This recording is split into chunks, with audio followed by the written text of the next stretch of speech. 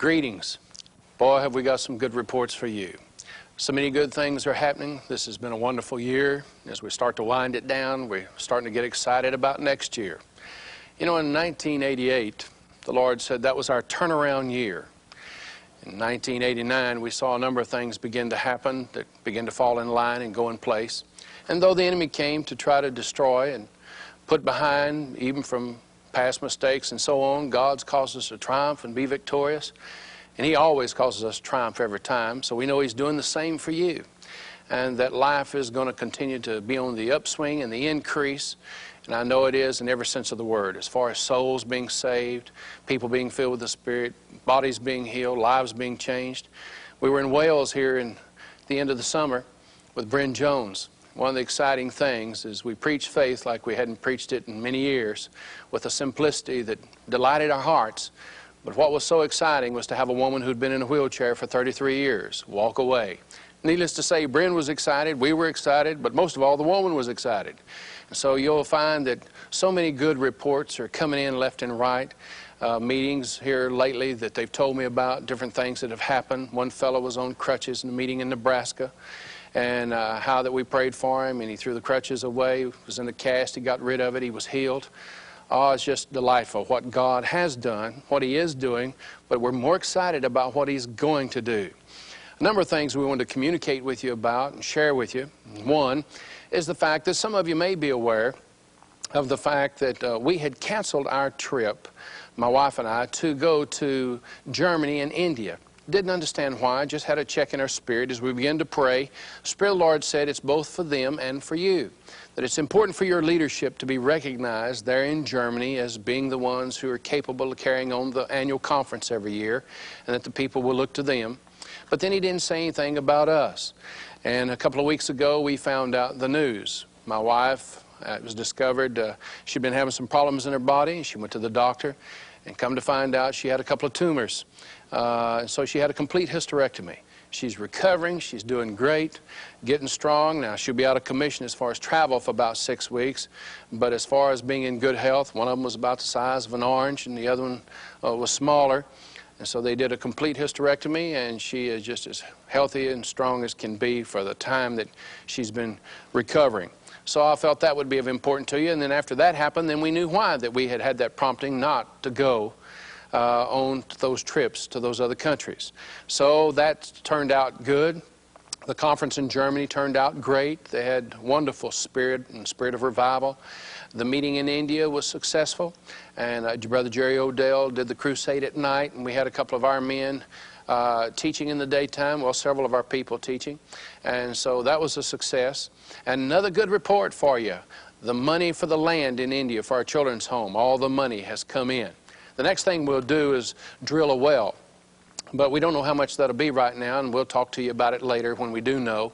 And we're going to take it and just pay for things as we go. As we build the building and all, we'll take it in segments to where we can handle it, not be under pressure. But it's exciting because we have the 100 children, and we're looking to bring in more. There's at least 20 children right now that we could take in, but just simply the facilities are too limited. But we've got our land, we've got it paid for, we'll drill our wells, start our building, and the thing will just come to pass as God has spoken to our hearts, and we'll move on in that. So our next project that we want you to pray about over the next few weeks and a couple of months is what we're doing in the Philippines. As you know, in the third week of January, we're going to be running 2 different pastors' conferences. There'll be anywhere from 700 to 1,000 pastors each week that we'll be ministering to. And we're building on the compound there, for Mike Keys, the buildings where the people can sleep and be fed and so on. It's about $75,000, so keep your faith on the line with us. Get behind us. Do whatever God speaks to your heart. Remember to follow peace. And if God deals with your heart in a very significant way, be sure and respond as quickly as you can, because good things are happening there. We're excited about what will take place there. And don't forget, whatever you do, don't forget the dates of the Family Church Conference next summer, and that's June the 11th through the 15th. And we will tell you this, that one of the ministers will be John Advanzini. He'll be teaching in the morning session all 4 mornings and teaching on finances and relative to us in the ministry and what we need to do and how we need to do it to stay financially sound in our churches and how to bless our people and help our people. teach them how to give, and teach us how to receive, and keep our motives and attitudes right. All of it's a part of it, and I know that you'll be learning, and you'll be blessed, and you'll grow. And be sure and get his books in the meantime and begin to study along those lines, and then it'll come even to more life to you when you hear him teach in person. I would like to backtrack for just a moment and refer back to a couple of things that are important to set up chronologically. In December of '88, the Lord began to deal with our hearts about getting all of our leaders together and praying concerning our missions outreach. Now, what we all always have done and want to continue to do, and encouraging you to do, is support the missionaries that God has put upon your heart, those that you know. The Bible says, know them that labor among you. The ones that you send out, the ones that you're involved with, you need to know what they're doing. It would help you to go and see what they're doing. And don't just sit on the pew and wonder how everything's turning out, but put forth the effort to know where the dollars are being invested. And we want to encourage you to continue in that fashion. We know that will be profitable for you, your people in your church, particularly when you can bring those missionaries in and make them a part of your church and make them feel welcomed and wanted, because they are our ambassadors out there. We use the term missionary. The Bible term would be an apostle, a sent one. And they've been sent by God, not just by man. You know, they need to be sent, not just those that went.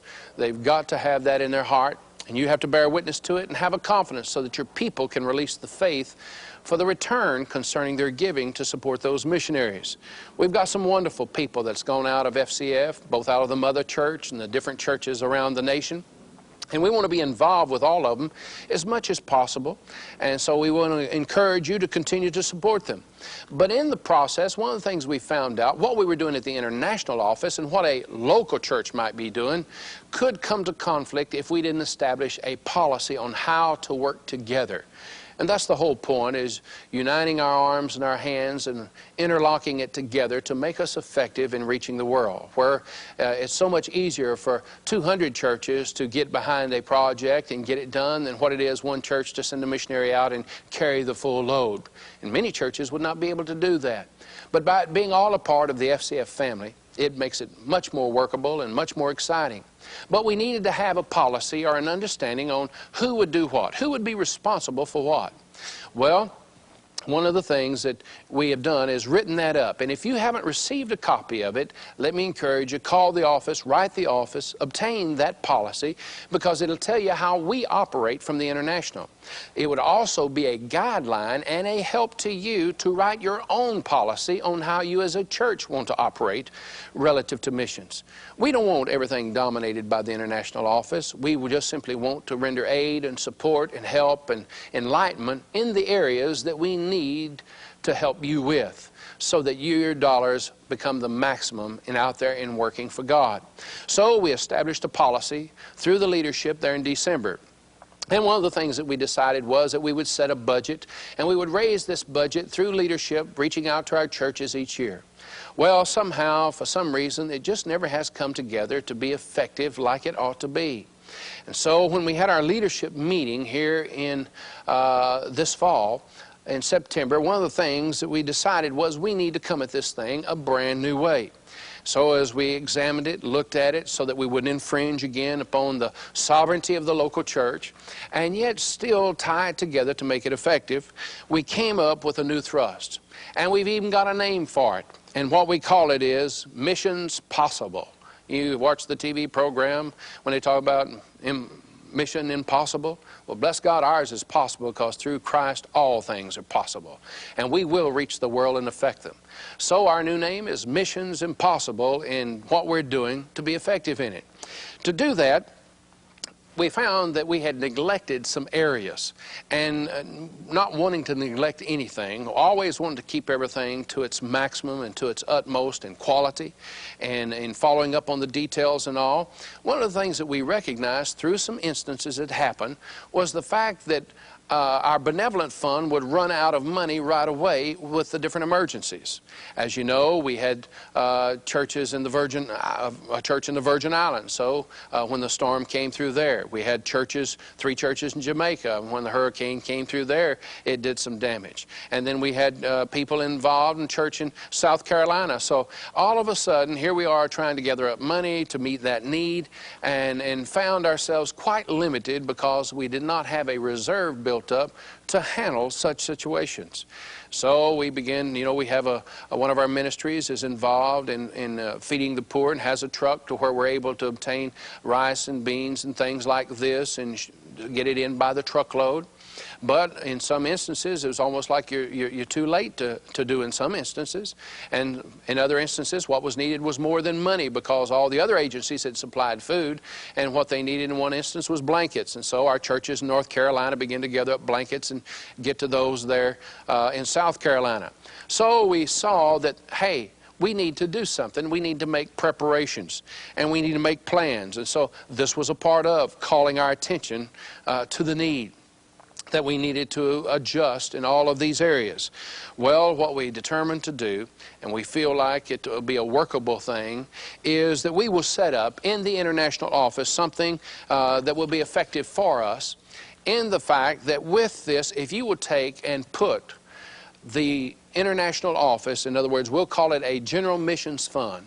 If your church will support a fund like that, just like you would support a missionary, whether that be $500 a month or whether that be $50 a month, and if you would send that in each month, what we would do is we would take 15% of that money that comes in, put it aside in an emergency fund, so that when those occasions arise, we would have money on hand to meet those emergencies. We wouldn't be having to get on the phone and call. And that was one of the things we did. We had to get on the phone and start raising money by the phone. Then we was trying to do it by mail. And sometimes it would be so late that it was ineffective.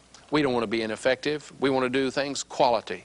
We want to do it right. We want to make provision. Now, we're not making provision for failure, but we simply know that Satan has come as a thief to steal, to kill, and destroy. And he's going to try to do it somewhere, but we need to be ready to minister to the body of Christ, and particularly those that we are in working relationship with, those that are of our family. We have a responsibility. Every family is responsible to its own family and the family members that are involved. So we felt like that if we established this and had the General Missions Fund and then took a percentage of it, 15%, out to set up an emergency fund, then we would be able to take on some of these projects. Like I said, one of the things that we had informed you that we needed the $44,200 to buy the land there in India. Well, as I said, all of that came in. And thank God we come right down to the wire, but God came through for us. And so that one's working out. But many other projects, like the one in the Philippines, which is $75,000. We've got some in Mexico. We've got some in Jamaica. And each month what we will do is we will come along and run in the communique for you what projects have been accomplished and which ones we're working on next. And therefore, you'll be up to date on what's been accomplished. For example, right now in Jamaica, we can get, they've lowered the taxes, import tax, on vehicles there. For example, if we'd have bought a $20,000 van in Jamaica, or here, and sent it into Jamaica, they would have had to pay 170% tax. That means that a $20,000 van, you take 170%, well, there's 20,000, 70% of that. What is that? Another 13,000 or so. It costs 33,000 plus the 20,000 to get it in. It costs you $53,000 to get a van in Jamaica. They've lowered their tax to 45%. And so we've got an opportunity to start buying some vehicles. They don't have to be brand new and all that, just vehicles for our missionaries to get around in a comfortable fashion. So that's a project, and things like that we could take on one at a time and accomplish month by month. Whereas the way that we've been going at it, we've been shooting in a whole bunch of them in a general sense and never being effective in any one. So what we want to do is focus our faith, focus our determination, and accomplish it step by step. Well, I'll give you an illustration. This year, in January, well, actually I decided in December, but I started in January, my wife and I set goals to turn around and get personally debt-free. And years ago, we were debt-free. But then you get to going along and you do this and you do that, and the first thing you know, you're back into it. And one day I looked up between businesses and personal, I was on notes for $2 million. And revelation comes. Isn't it amazing how you get revelation? And revelation came. Something's wrong. This ain't working right. And I began to make the adjustments. And I sat and I figured it up, and everything that I owed personally was, about $350,000. And that includes my home and everything else that I owned. And as I looked at it, I set a goal, and God has blessed. Here it is, just a little over 10 months into the thing, and you know what's exciting? I've already paid over $50,000 on it. And I can't even tell you how God did it all right now. And I got some others working right now that's going to help clear out some more. Well, if God's going to do that for me personally, just think what He'll do for our ministries. So I set myself to get FCF out of debt. I set myself to get Harrison House out of debt. And it's wonderful how God, because we focused our faith and began to speak to specific things, instantly we started getting results.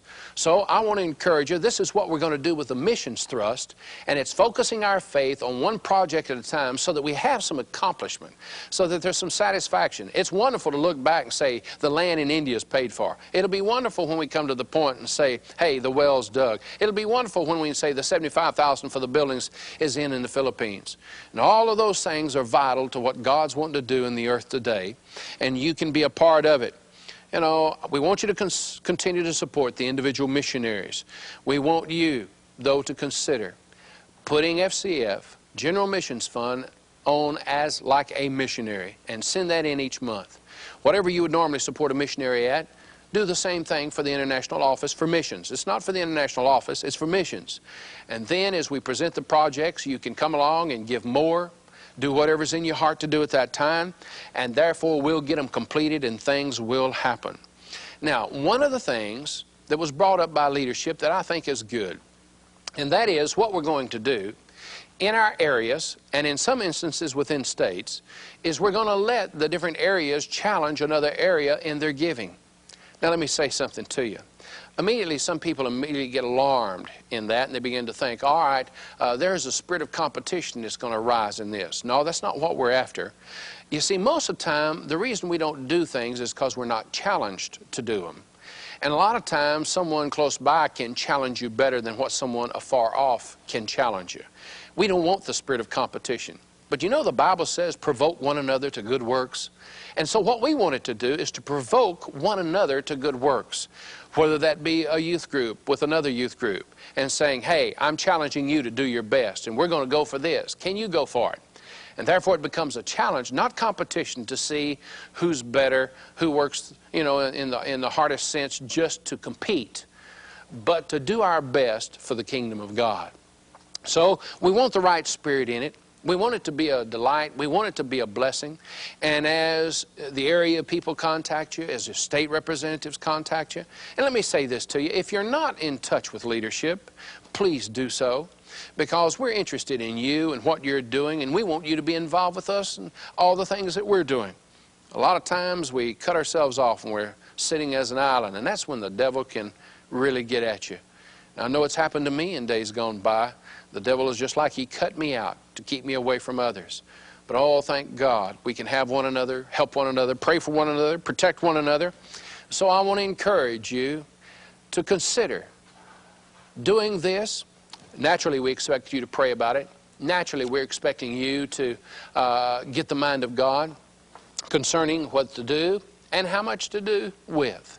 Because of what God is doing in this hour, I believe that missions is one of the greatest thrusts that God's wanting to bring forth today.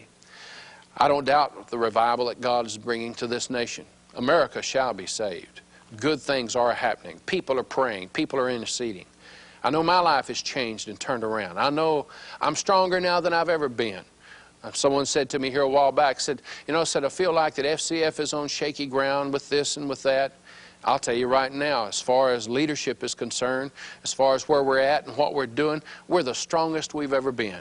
And what the devil meant for evil, God's taken and turned to good. He's driven us closer together. We're more in love with one another, more convinced of one another's call and efforts. Oh, I tell you, I'm delighted that I'm where I'm at and doing what I'm doing and with the people I'm doing it with.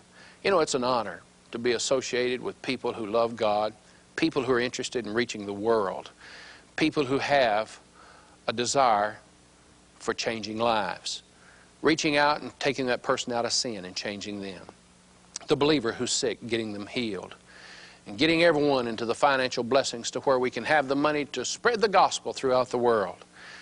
See, another project that we'll be able to take is some of these nations where we need to get the printed books in. Good things can happen with a printed page. It's powerful. It's dynamic what can be done. A couple of the books are done in Germany. We've done a couple in India. We're working on a couple of them right now in the Philippines. We're going to continue to produce the books in these different nations. Of course, you have to do it just as a missions project, but those books out there with that missionary become a powerful too. Now stop and think what good books have done for you here in America. Sure, you can go hear a lot of good preachers, but there's a lot of meetings you can't get to where a good book has answered many a question, brought great light, done wondrous things. All of these will be possible through Missions Possible. Oh, I'm excited about it. And I think as you get involved with it, we want to encourage you that it's going to be a delight to you. Contact your area representative, contact your state representative or your district, whatever the case might be concerning you, and let them bring forth life to you in this, and you get involved so that we can accomplish the task that God has called us to do. I am delighted that I have had this time with you. It's always important to me to be able to express to my heart. You know, I can write letters, there's no question about that, but there's something important and satisfying in me when I can know that you've not only heard the words I said, you were able to register by my heart, by my spirit, because you could see my face. You could know the intent of my heart's that way. There's something about when you get in the presence of someone that makes a difference. So I want that to be important to you and for it to be profitable to you. And if the video letters are a blessing to you, let us know. If they're not meeting any particular need in your life and there's an area that you feel like it would help you in, let us know what will help you. Sure, lessons are always done, and you can always have audio and video from teaching standpoint. That's a part of it. But any other areas that you'd like us to cover in the future relative to being of help to you and getting the materials to you, be sure to write the office, call us, let us know. We're waiting to hear from you. We're going to be busy the next couple of months, but good things are going to happen, not only for me, but for you. We turned the corner. We've headed over the hill. Oh, bless God, we're getting close. We're rounding the bases. One thing about it, we know we're going to cross home someday. You know, I kind of like how Brother Copeland said it one time. He said, I read the back of the book. He said, it's like playing a game. It's my ball, my bat, my backyard. We play till I win. I got news for you. We've won. You're a winner too. God bless you till we can see you face to face.